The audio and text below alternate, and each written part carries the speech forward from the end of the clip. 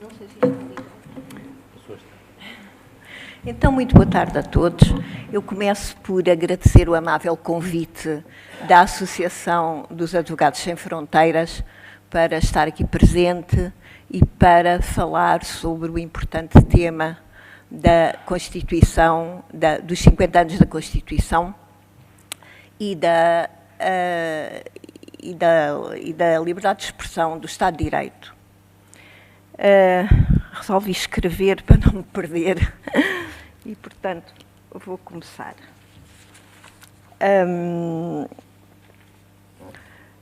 Esta questão do papel da Constituição Portuguesa na defesa dos direitos fundamentais e do Estado de Direito é uma questão que hoje se revela de especial importância, num tempo marcado por tantas convulsões sociais, pelas ameaças de guerras, quando se assiste a uma regressão democrática em tantas partes do mundo, onde as conquistas que julgávamos adquiridas se revelam, afinal, mais frágeis do que supunhamos. Como jornalista e profissional da comunicação, começarei por falar da liberdade de expressão e informação, uma das principais conquistas do 25 de Abril, consagrada na Constituição Portuguesa. Com o fim da censura e das prisões por delito de opinião, inaugurou-se um novo tempo, em que se tornou permitido dizer, escrever e divulgar ideias livremente, estabelecendo-se o direito de informar e de ser informado, condição para a formação de uma opinião pública esclarecida.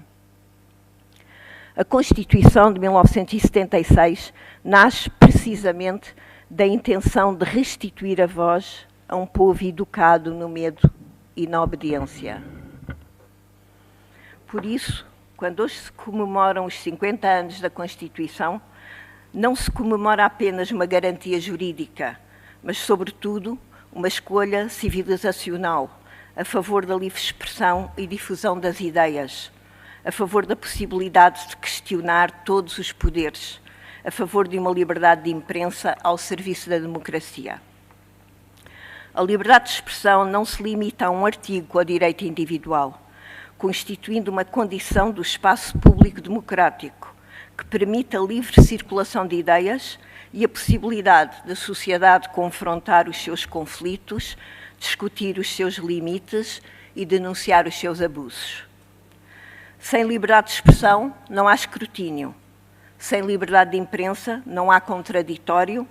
E sem direito à informação, não há cidadania plena, já que sem cidadãos informados, a democracia perde a sua substância.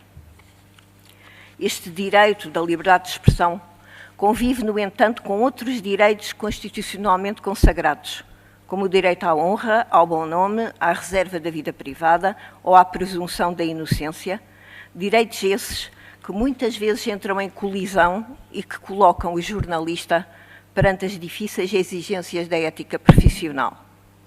O direito à informação nem sempre prevalece e o interesse público não é o interesse do público. Esta distinção é decisiva. Nem tudo o que desperta curiosidade pública merece divulgação e nem tudo o que é possível de publicar é eticamente legítimo publicar. Cabe ao jornalista a complexa tarefa de decidir não apenas o que pode dizer, mas o que deve dizer, o que pode mostrar, de acordo com o que serve verdadeiramente o interesse público e o debate democrático. Tarefa ainda mais difícil num tempo em que cada vez mais o jornalismo é refém do poder económico, face à ditadura das audiências e da velocidade da circulação da informação, e ainda do desafio da desinformação e das redes sociais. A busca por este difícil equilíbrio exige um jornalismo ético e responsável, assente no rigor, na contextualização, no confronto de versões e na fidelidade dos factos. Ao mesmo tempo, independente e não obediente, atendendo a que a responsabilidade do jornalista não é perante o poder político, nem de quaisquer outros interesses. Um jornalismo sem medo e que não seja neutro perante a violação dos direitos humanos, perante a mentira organizada, a perseguição de minorias, a violação da dignidade humana. Não ser neutro significa não confundir informação com propaganda e não tratar nem colocar no mesmo plano a verdade e a mentira, o agressor e a vítima, a dignidade humana e a violação dos direitos humanos. É neste sentido que afirmo que o jornalismo também pode ser um instrumento para a paz, quando assume o seu papel e tem em conta os direitos constitucionalmente consagrados, os direitos humanos. Convém explicar de que paz falamos. Como já se disse, a regressão democrática a que hoje assistimos em Portugal, na Europa e no mundo, mostra a fragilidade das conquistas tidas como adquiridas no campo dos direitos fundamentais. Assiste-se ao crescimento da direita radical, à normalização dos discursos autoritários, num tempo marcado pelas guerras, pela propaganda, pela desinformação, pela hostilidade ao escrutínio. O relatório Democracia 2026, do Instituto Sueco VDEM, conclui que há um declínio global da qualidade da democracia em todas as regiões do mundo nos últimos 20 anos, um processo com o nome de autocratização, em que os regimes democráticos se tornam mais autoritários. Segundo este estudo, a liberdade de expressão é um dos direitos mais atacados, tendo regredido em dezenas de países só no último ano analisado. O mesmo relatório sublinha que a censura dos meios de comunicação social independentes é um dos métodos mais frequentes dos regimes em autocratização e que o silenciamento dos meios de comunicação social independentes está presente em cerca de 3/4 desses processos. O ataque à liberdade de expressão, alvo das derivas autoritárias, já não é feito através da censura explícita, como acontecia antes do 25 de Abril, mas pela linguagem e pelo desgaste da legitimidade dos jornalistas. Em vez de responder ao escrutínio, desqualifica-se o escrutinador. Esta antipatia, este incómodo do poder pelo jornalismo, pode ser entendido como um sintoma político, a dificuldade em conviver com a crítica, recusando a pergunta, a dúvida, o contraditório. Prefere-se uma esfera pública domesticada a uma esfera pública livre. A este propósito, recordem-se as chamadas conferências de imprensa sem direito a perguntas, as declarações críticas do atual Primeiro-Ministro sobre a necessidade de um jornalismo mais tranquilo e menos ofegante, estou a citar, acompanhadas de alusões a perguntas superadas aos jornalistas. Na ordem do dia está também a posição da Presidente da Câmara de Coimbra, que resolveu anunciar que retirara a confiança a um jornalista da Lusa. Estes episódios devem ser vistos como um sintoma, já que mostram o que mais incomoda ao poder é, sobretudo, a existência de um jornalismo intranquilo e fiscalizador. Sucede, porém, que a democracia precisa desse incómodo. Precisa de jornalistas que não se conformem com a narrativa confortável do poder, que questionem, façam perguntas, perturbem e desagradem. Porque esse é o seu papel na democracia, o de vigilante, o de cão de guarda das instituições democráticas, escrutinando permanentemente as instituições e tornando-se um contrapoder para a defesa do interesse público. Sabe-se que, a par da regressão da liberdade de expressão, regride a independência das instituições, o respeito pelas minorias, a aceitação do contraditório. O que observamos quando o poder deslegitima o jornalismo? A confiança pública na informação, na palavra do jornalista, é posta em causa. Instala-se uma crise de credibilidade e abre-se espaço para que a desinformação e a mentira ganhem terreno, para que se confundam as fronteiras entre informação e propaganda e a sociedade se torne vulnerável à manipulação. As consequências vêem-se, por exemplo, na forma como se difundem e consolidam as narrativas falsas ou distorcidas sobre imigração, insegurança ou minorias.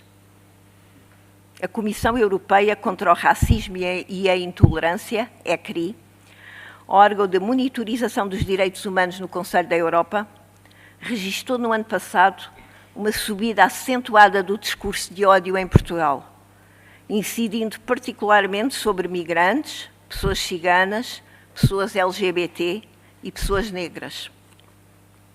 Este dado permite perceber a passagem do plano discursivo para o plano social, que começa por descredibilizar quem informa, prosseguindo com a banalização das falsidades e dos boatos até à desumanização, abrindo terreno à violência e perturbando a paz social. O jornalismo tem, neste contexto, um papel insubstituível de contrapoder, ao contribuir para a visibilidade do que muitas vezes os poderes querem manter na sombra.